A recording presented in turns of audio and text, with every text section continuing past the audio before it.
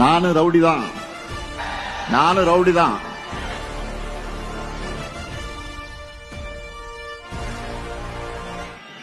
பாஜக மட்டுமில்லாம ஒட்டுமொத்தமா என்டிஏ கூட்டணியும் 2024 நாடாளுமன்ற தேர்தல் போலவே சட்டமன்ற தேர்தலையும் 0 ஆகணும். தமிழ்நாட்டுக்கு 0 சொன்ன ஒன்றிய அரசை எதிர்த்து குரல் கொடுக்காம பாஜகவுடைய கிளை செயலாளராக மாறியிருக்கிறார் எதிர்க்கட்சி தலைவர் பழனிசாமி.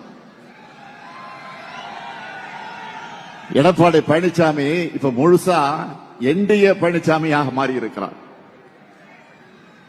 நானும் ரவுடி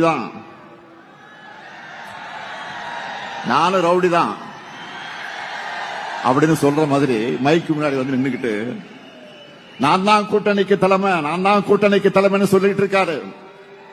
சொல்லல, புலம்பிக்கிட்டு இருக்கிறாரு.